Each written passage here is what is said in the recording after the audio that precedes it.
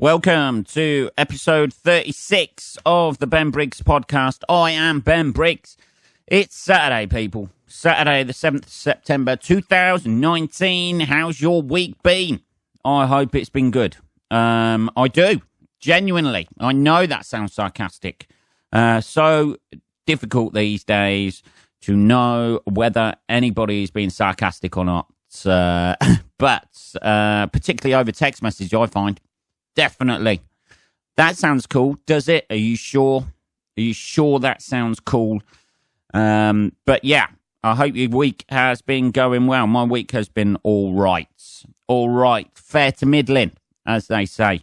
I have been suffering a little bit this week with the old groin pain. I know. I'm still going on about it. Still milking that for all it's worth.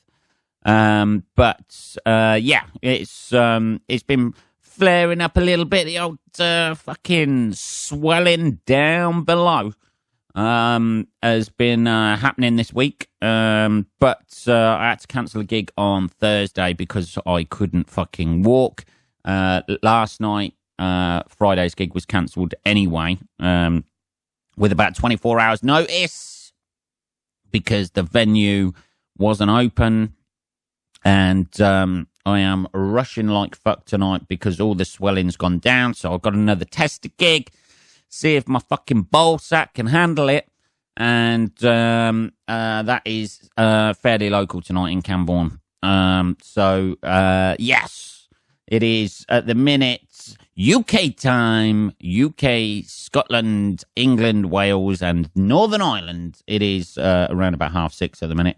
So I've got to get a bit of a wiggle on because I'm closing a gig, as I say. It's near Cambridge. So I can go down, do my bit, and then come away straight away. Literally be there about 40 minutes. That's it. Which is not too bad. Let's have a bit of tea. Come on, tea. Right. So, yeah. So last gigs really this week have been like Tuesday. Which I was all right for, and then fucking suffered for afterwards. I ain't gonna lie to you. But ran through some new stuff at a lovely gig, Comedy and Cocktails in Leicester, which is quite a young downstairs in a cellar, quite a young sort of like audience, quite young uni crowd, and ran through some new stuff from Notes on stage. Oh, I know. Have a look at me being unprofessional. I know. But I needed the notes there just to run through like a few bullet points. That's what I do with new material. I'll run it out like that. I won't learn it all. I'll just have a few bullet points that I want to hit and then go on from there. And hopefully make it work on stage. Although there was a few little bits that I fucking forgot and fucked up a little bit, but the audience were that cool. And they're aware it's a new material night, which is a unquenchable, is that the right word? Unquenchable resource that we need as comedians, as stand-ups, to go out there and have nights like that where people are just like, oh, fucking hell. He's just trying some new material. Let's everybody chill out, relax. And there's a nice sort of vibe to that gig at Comedy and Cocktails in Leicester. And it's a sweet room as well. Like I say, it's a sweet room. You go downstairs to it. It's kind of low ceilings. It's kind of dark. Although saying that, the audience were better lit than the acts the other night. But hey, you can't have everything. But that was probably a good thing. If everybody's doing new material, sometimes you don't want the spotlight on you. And then after that, I nipped over to Nottingham, which was a fucking nice gig, to be fair, for Often Funny, which is based in Alfreton, pronounced Often, but this was actually in Nottingham City Centre in what I can only describe as an MC Escher picture fucking pub. It was. I walked in the pub. I walked in one door. I didn't know if I was in the same pub because I went up a fucking staircase, up another staircase, and then appeared in some sort of room, and then I had to walk inside this fucking tiny little door, and the pub was like the gig was right through this secret little door, which I realised I could have just got to from a staircase like the other end of it, but they didn't seem to want to tell me that's the way to get up there. But it was quite a cool little gig. Met the guy who runs the pub afterwards, and I was chatting to a few people afterwards because it was quite a diverse sexuality-wise pub. There was, a wide scope of. Apparently, the pub's like really got quite like a diverse mix of genders, sexualities, and race that goes in there, which is really, really odd for a pub. I don't know many pubs like that. You either have like specifically gay pubs or it was really good, like testing ground to try out, to run through my set there and clarify certain things that needed to be clarified for that audience. Not because I was changing my material at all, because I didn't change my material, but just clarifying your viewpoint on things, because everybody fucking judges you as soon as you walk out on stage. And I'm a guy dressed in fucking black with a skinhead. So everybody's like fucking twitchy at places like that. There was a lot of gay guys in the audience, a lot of lesbian women, I imagine. I didn't ask them, but you can tell.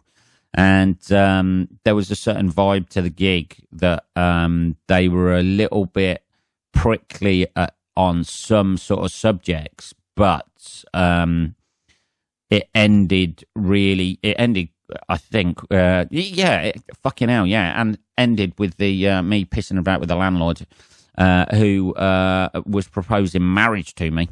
And I'm not going to lie to you, I was considering it, people. 42 years as a straight man. I think maybe it's time to turn. Maybe it's to try a different tact. So that was actually quite good fun. Going down that route and exploring all the different sort of like the fucking straight guy cliches who's just become a gay guy, I suppose.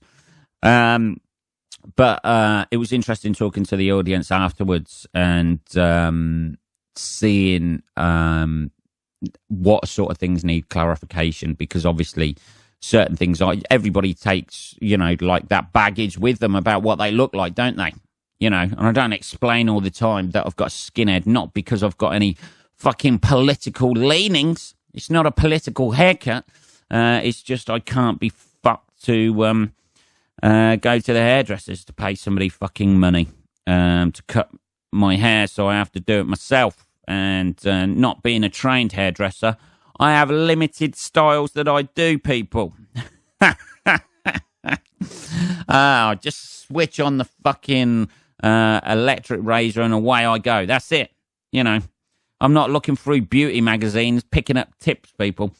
So it was interesting, sort of like, as I say, chatting to them afterwards and getting that sort of feedback about what they thought I was going to be like when I walked on and the way I was at the end of the gig afterwards. That was quite interesting. And how there's a line in there that I talk about, like how guys these days can't really show emotion or anything like that. They can't really do that without being outed by, like, as a straight guy. You can't sort of like show like any emotion without somebody just dismissively just saying, "Look, you fucking gay," or whatever, and clarifying that point.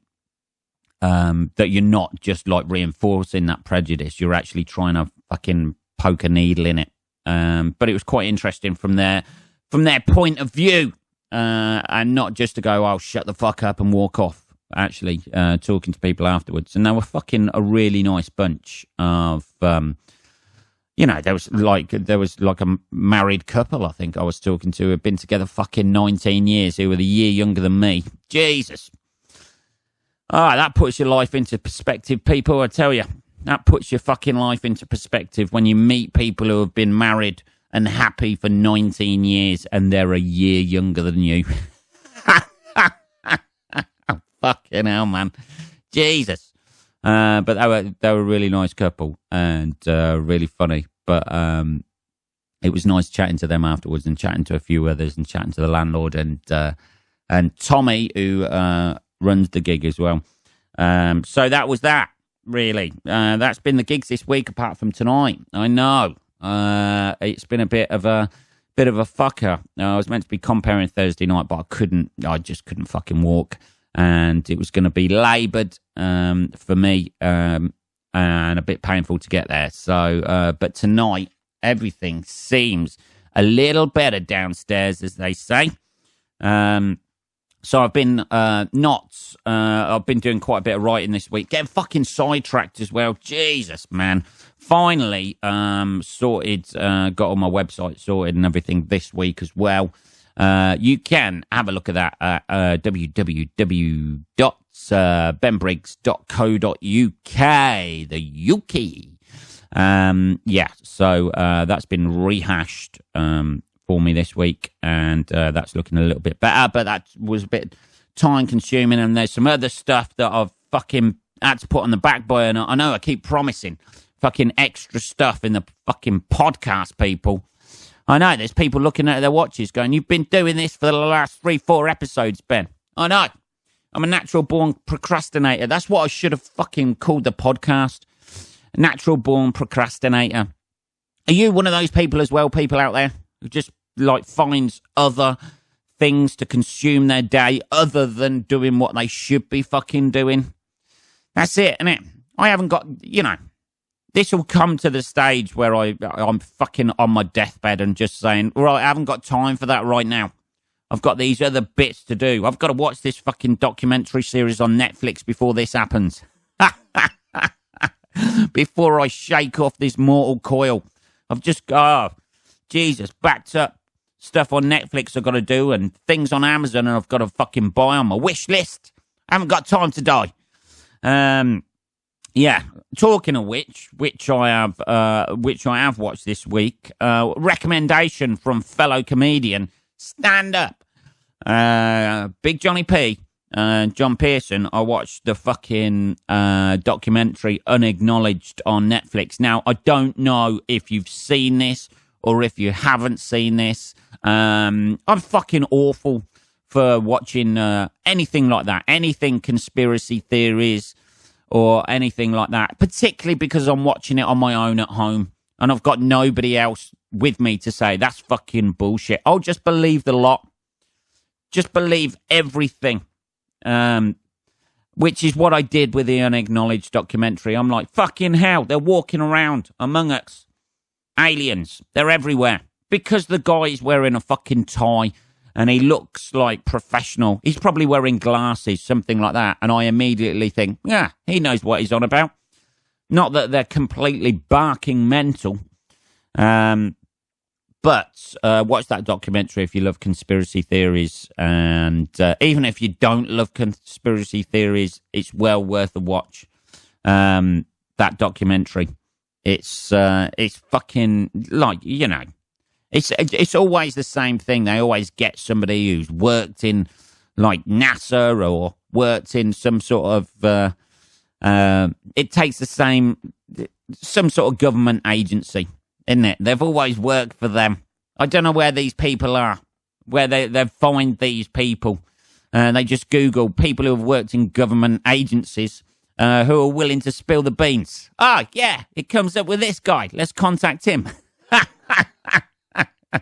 Plus the fact, if it is real, why the fuck would you be on a Netflix documentary if you were told to hush it up? Wouldn't you be looking over your shoulder like all the time, just waiting for that JFK headshot as soon as you fucking leave the door? As soon as you open your front door, bang. Yeah. So, I don't know. if you're told to hush it up and there is really aliens out there and it's going to be a massive thing that's going to blow everybody's mind, you're not going to sit there on a Netflix documentary going, yeah, make sure you keep these a secret. It's just between us two, right? Yeah, no problem, mate. This is only going out on Netflix. Millions of people are going to see it. Ah, dear. So that was quite interesting watching that, but I'm totally convinced afterwards. This is how I go with it. This is my logic with watching any conspiracy theory like that. My logic is I'll watch it. If the guy is wearing glasses or a tie, I'll believe it. And then I'll go online and watch people calling the documentary a load of shit, and then I won't believe it again. And then I'm back to square one. That's it. And I've just wasted an hour and a half's documentary, an hour and a half's Googling, and then I'm back to the same point I got to, just going, yeah, it's all bullshit. So I'll watch that, and then I've just been working my way through today. The new Hip Hop Evolution started on Netflix, which is fucking interesting because it's 90s. And again, I've pretty much been watching that, and I want to be a black rapper from the 90s. That's what I want to... That's it.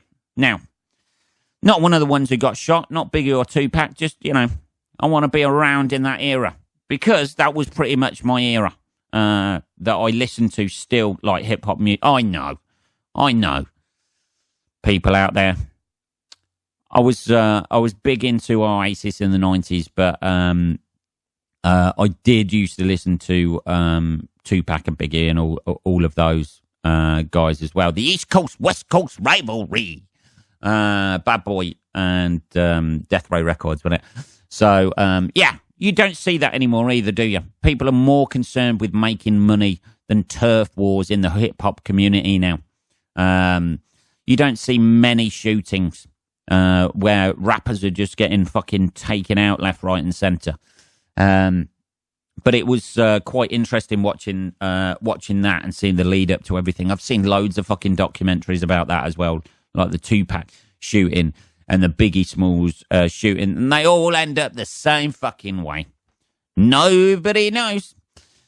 Revealed how Biggie Smalls was shot, and then there's a fucking 2-hour documentary, and at the end of it they go, yeah, well, we don't really know. We don't really know who fucking did it. You could have told me that 2 fucking hours ago. Stop trying to reveal things, making it like you got a little secret and like revealing a big thing. And then at the end of it, it goes, well, it could have been this guy, or it could have been this guy, or it could have been this guy, and it was probably not this guy. So I've been working my way through that as well today. But what have I seen in the news this week? Since Tuesday, really, isn't it? Since Tuesday. Talking of people who need to be shot, fucking hell. This is one horrendous story that I fucking read this week. Like, since Tuesday, I should say, since Tuesday. YouTuber streams himself battering puppy for vile abuse channel. What the fuck is wrong with people? People are being urged to report a YouTube channel. Just fucking report it. Showing videos of a puppy being battered and bitten by its owner. The fucking arsehole, man. A disgusting video of a YouTuber whacking his pet has been viewed thousands of times on social media. Does he get sponsorship for that? Jesus. Fucking hell. What fucking mental fucking YouTube channel is this? The fucking dog looks shit scared. It's fucking awful. I've not got the video up, by the way. I'm just reading the fucking article. Actor and comedian Ricky Gervais. Oh, right. Okay. He's been on it already. Fuck it. Nothing's original, Ben. Said he wants to smash his face in after being tagged in the footage, while others described it as horrid and vile. Yeah, fucking Ricky Gervais loves a fucking sharing that shit, doesn't he? I mean, like, outing people like that rather than fucking supporting it. Sharing the video, one Twitter user said, I have no idea what to say anymore. This fucking geezer, man. He's just, like, sitting in a fucking... I don't know. Is he Korean? It says Korean website identified the YouTuber known as... I ain't even going to attempt that name. I ain't even going to attempt it and say it's not the first time he's been called out for this behaviour. Really? Fucking hell. He just looks like he's eating a fucking dog online. The fucking arsehole. People like that need to be shot. I know there's worse things out there, like abusing kids and fucking stuff like that. I know that. That's terrible. But fucking, that dog looks well cute as well. And he's fucking biting its face and it looks shit scared. You just want to get hold of people like that, don't you? You just want them to do that in front of you, but they're not going to do it, are they? Why the fuck would you put that on fucking YouTube as well? Korean website reported police had turned up at his home after a viewer complained about him whacking his dog. Well, yeah. Yes, I can do whatever I want. I warned you, they can't do anything to me if I hit my dog. It's a fucking... Jesus. The fucking... What a... man. I need to... You know. The fucking entitlement to fucking hit a dog now. That's it. Is that what the world's come to, people? The fucking entitlement. I can do whatever I want. If I want to hit my dog, I'll hit my dog. Man. Jesus. That's a plane ticket over to Korea, isn't it? And fucking grab hold of that little cunt. But there's fucking loads of shit like this online, isn't there? Loads of fucking things like the guy fucking hitting the fucking pony the other week and, man, these sick fucks out there, man. I know there's a lot worse things in the world, but like, you know, it's just something innocent, isn't it? I imagine the dog's not a fucking asshole. You know, it's not going around biting people, fucking burgling people, breaking into their houses or something like that. I don't know, it might be. I haven't seen the video. I've just seen the report of it. Because, like, I think the video's been taken down now. That's it. Not that I was searching through Korean man bites dog and then there's a fucking whole list of shit that comes up. I'm not saying this is a stereotypical Korean thing to do either. I know about the, I know about the jokes about the dietary habits of Korean people. You know, not to suggest it's like dog sushi or anything that he's trying, but fuck you know, there's the stereotype and a half, isn't there? It's all stereotypes today on the Ben Briggs podcast. Here we are. But like, fucking hell, Jesus, you know, biting a fucking dog, like, just for the fucking kicks and getting the fucking hits. Are there, you know, there's better things to do with your time, isn't there, people, than biting a fucking dog just to get hits on your YouTube channel? You know, I don't know what he could do. I don't know anything else he could do other than that. Fucking, you know, just sit there wanking on a porn channel or something. I don't know. He looks fucking angry as fuck. He looks like a Korean John Lennon. He's got those glasses on and his hair's all fucking slicked down. There. He looks like a sort of like a little bit like a 90s Korean Liam Gallagher with those fucking round glasses on. He's the typical archetype of what I would say a Korean person would resemble. I know that sounds, you know, stereotypical, but you've got an idea of a Korean geek in your head. That's this guy. You know, I didn't put that image there just now, did I? We all know, we've all got that fucking image in our head, haven't we? And his dog looks fucking shit scared. One day, you'd love it, wouldn't you? If you just fucking tried it with another dog and it just ripped his fucking face off. But unfortunately, I don't think that's going to be the case. The dog looks fucking shit scared. But I have no reasoning behind why somebody would do that and why some fucker would put that on the internet. Not that I'm advocating killing the geezer, but Jesus, he needs a fucking kicking, doesn't he? You know, somebody dressed up as a... What would be ideal retribution would be somebody to dress up as a fucking dog and beat the fuck out of him. That would be it. That would be fucking karma in a fucking nutshell, people. Yeah, so that horrendous story is something that I saw this week. Other horrendous things. Horrendous things happen all the time. I talk about it a little bit in my set, like ISIS videos and shit like that. I didn't know this week there was a blooper video out there that I've seen. It's fucking brilliant. Somebody from IS, or as it's reported on there, or ISIS, as most of us know it, There's a fucking blooper reel. It's only about 26 seconds long. Some geezer's sitting there. He's all ISIS'd up. This is his big chance to make me ISIS video. And in the background, a fucking bird squawking. Ah, dear. Nothing ever runs right, mate. You know, that is exactly why I don't edit this podcast at all. Because there's always something that could go. He should have left that in. There's always something that could have left, could be hopefully not going wrong with this podcast. But he should have left the squawking bird in. It would have showed a more human side to him. He's got his game face on. He's all ISIS'd up. He's sitting there. This is my big opportunity. This is why I left my homeland to come and fight for this cause. And there's a fucking bird in the background. Just squawking every fucking few seconds, and he has to stop. Oh, man. It's fucking hilarious. It's nice to see.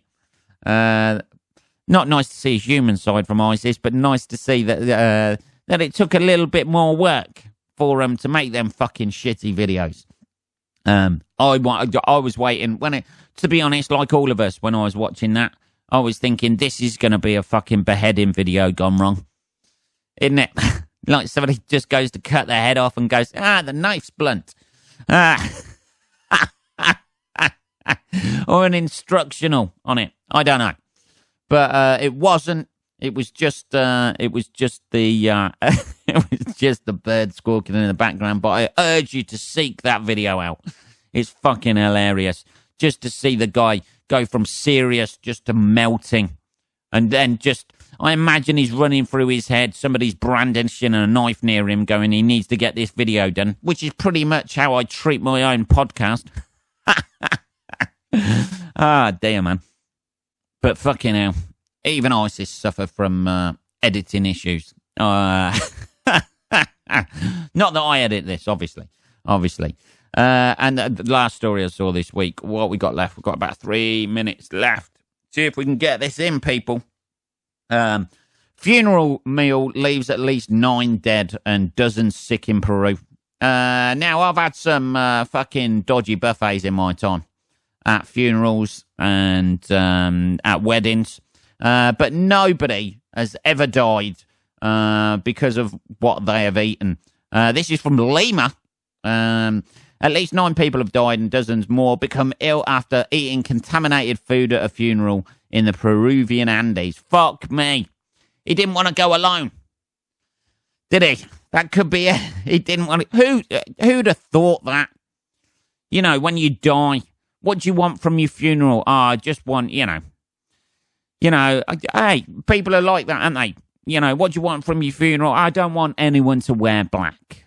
Okay, I just don't want I want a celebration of my life. That's what I want. Do you want 9 people to die? Fucking no. Well, nobody's ever going to forget that fucking funeral, are they? Nobody is ever going to fucking forget that fucking funeral. 9 people died because of what they ate. Health officials said that a total of 50 people were affected and 20 of those were hospitalised with stomach pains and vomiting after a wake the previous day in the Ayacucho region of south-central Peru. Regional health director told a local radio station that the victims reported eating a meat dish and consuming a drink fermented corn called chicha, something like that. The food appeared to have contained organophosphates, a family of chemicals used in pesticides. There we go. Fuck me. This is fucking lovely. They've put on a lovely spread, sweetheart. That's what you say at funerals, isn't it? That's what you say to stop that awkward fucking weird thing. Everybody's upset at a funeral, innit? And that's your go-to phrase, innit? That's your go-to compliment to the fucking widow who's sitting there draped in fucking black lace. That's what you say. Oh, you put on a lovely spread. You couldn't even say that. You've killed 9 people, sweetheart. That's what you've done. You've killed 9 people. You've put on an awful spread. You put this could fucking just the domino effect at these funerals. That's what it could be. The first one, 9 people die. Then if 9 people die at each of those 9, Jesus. You know. And it just escalates from there. This could just wipe out the whole of Peru and South America just by having funerals. If they don't get the food right, Jesus fucking hell. One died leads to 9 deaths. Fuck me, man. That is fucking hilarious. Obviously not for the people involved. I imagine anyone there who goes to another funeral. Do you want something from the buffet? No, you're all right. You're okay. You're okay, thank you. I'm okay. I ate earlier. Do that old thing that you do. No, you're right, sweetheart. I've eaten earlier. I'm okay. Yeah, it's okay. Why is it frothing? Why is the fucking sausage rolls green? Anyway, so that was the fucking horrendous story of people dying as a result of catering at a funeral. That would be bad, wouldn't it? You're not gonna get a good review for the catering at that funeral if you've done it, are you? But anyway, what are we on? We're on 31 minutes. Sorry about the lackluster slapdash episode this time. We will be back. I will be back on Tuesday, more professionally, more prepared, and we're going to get that stuff sorted for Tuesday. More stuff in the episodes that will be more interesting to you and hopefully a lot funnier as well. So that's it. That was episode 36 of the Ben Briggs podcast. I am going to jump in the bath and fuck off from here. I hope you have a good rest of the weekend. Subscribe to this on the Apple Podcasts. You can also subscribe on my YouTube channel and through the Podbean website and on SoundCloud as well. You can leave little comments on there as well, which is pretty cool. So I will be back on Tuesday. Have a good rest of your weekend, motherfuckers. See you then.